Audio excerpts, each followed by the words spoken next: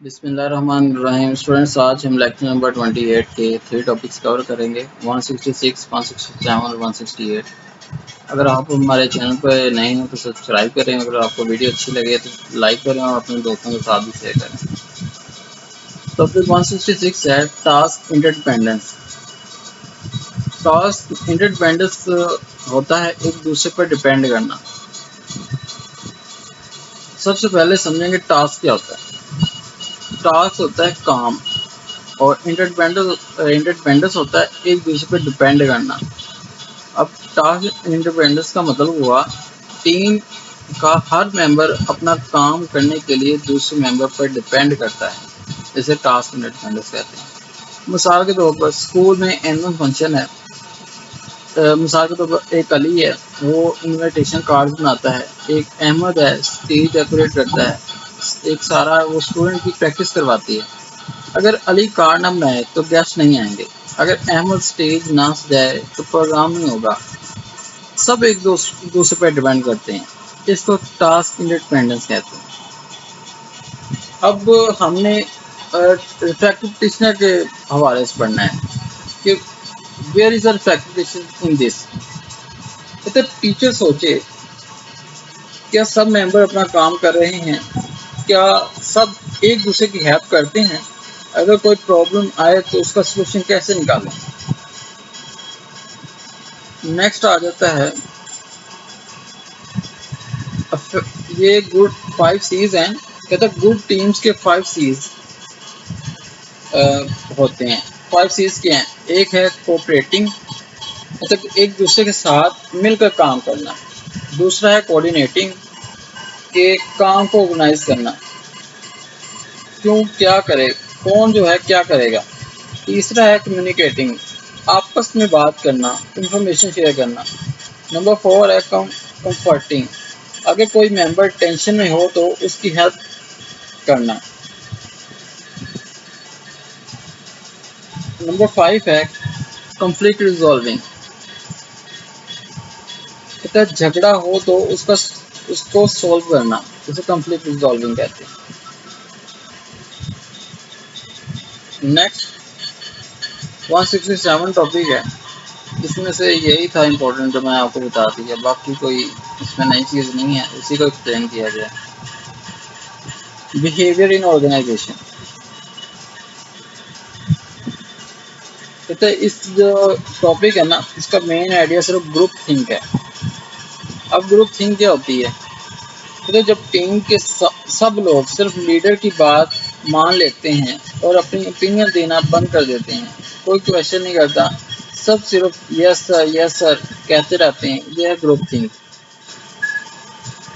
मिसाल के तौर पर प्रिंसिपल ने गलत डिसीजन लिया, सब टीचर को पता है ये गलत है, लेकिन कोई कुछ नहीं बोलता, सब सिर्फ एग्री कर लेते हैं, ये है ग्रुप थिंक।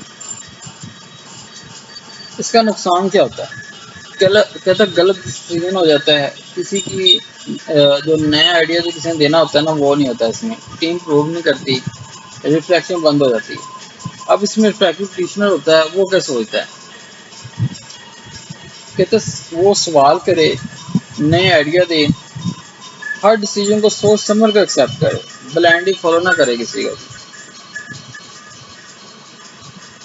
ये ग्रुप थिंक मैंने आपको सारा बता दिया और इसमें कुछ नहीं है।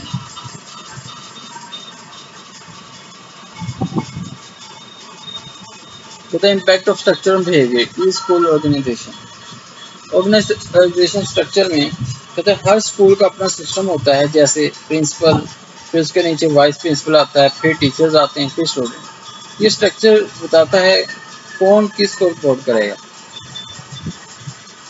बस नेक्स्ट टॉपिक है 168 रिफ्लेक्टिंग ऑन मोटिवेशन।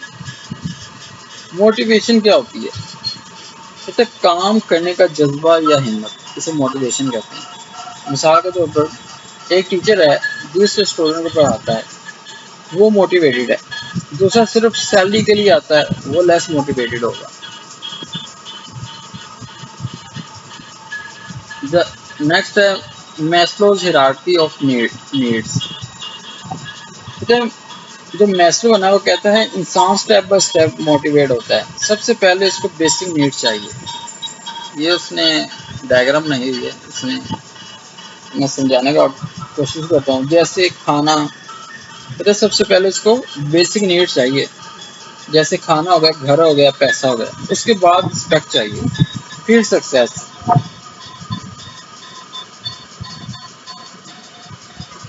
नेक्स्ट, अब जो self reflecting for motivation. Self reflecting for motivation क्या होता है? कहते हैं ये एग्जाम का इम्पोर्टेंट वर्ड है। सिंपल मीनिंग आप अपने आप को कंट्रोल करना, अपने आप को कंट्रोल करना, इसे सेल्फ रिफ्लेक्टिंग फॉर मोटिवेशन कहते हैं। मिसाल के तौर पर टीचर को पता है मेरी टीचिंग वीक है, वो वीडियोस देखता है, बुक्स पढ़ता है, प्रैक्टिस करता है, उसकी अपने आप को इम्प्रूव करने की कोशिश करता है। ये है सेल्फ रेगुलेशन, जिसे सेल्फ रिफ्लेक्टिंग भी कहते हैं। अब जो सेल्फ रेगुलेशन टीचर होता है ना, वो अपनी मिस्टेक देखता है, उसको इम्प्रूव करता है, तो रोज कुछ ना कुछ नया सीखता है, कभी लर्निंग नहीं छोड़ता। अब इसके स्टेप्स हैं, ये मैंने सारे तो टीचर बता दिया, प्रोसेस क्या है सब बता दिया। अब डायमेंशंस इससे क्या हैं, इसके 3 स्टेप्स, सेल्फ ऑब्जर्वेशन है, सेल्फ जजमेंट है, सेल्फ रिएक्शन है। सेल्फ ऑब्जर्वेशन क्या है?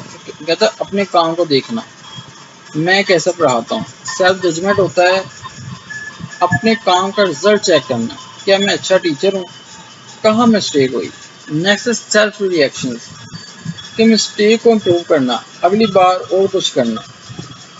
मिसाल के तौर पर टीचर ने क्लास ली, बाद में सोचा स्टूडेंट्स को लेक्चर समझ नहीं आया, सो नेक्स्ट पिक्चर और एग्जाम्पल्स यूज की, स्टूडेंट्स को समझ आ गया। ये है इफेक्टिव प्रैक्टिस और सेल्फ रेगुलेशन।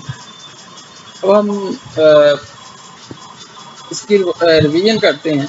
टॉपिक 166 में मैंने टास्क इंडिपेंडेंस पढ़ाया आपको।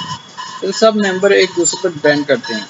5 C's थे उसमें, cooperating, coordinating, communicating, comforting, conflict resolving. ये इंपॉर्टेंट थे 2 पॉइंट्स। टास्क इंडिपेंडेंस और 5 C's, ये आपने याद करने हैं इसमें। टॉपिक 167 में है ग्रुप थिंक, इसके नुकसान, ये आपने याद करना है। टॉपिक 168 में मोटिवेशन क्या होती है, सेल्फ रेगुलेशन क्या होती है, इसके स्टेप जो मैंने अभी बताया आपको, सेल्फ ऑब्जर्वेशन, सेल्फ जजमेंट, बस ये इंपॉर्टेंट है। इसमें और कोई याद करने वाली चीज़ नहीं है। इंशाल्लाह नेक्स्ट लेक्चर में मिलते हैं, नेक्स्ट वीडियो में मिलते हैं। अल्लाह हाफ़िज़।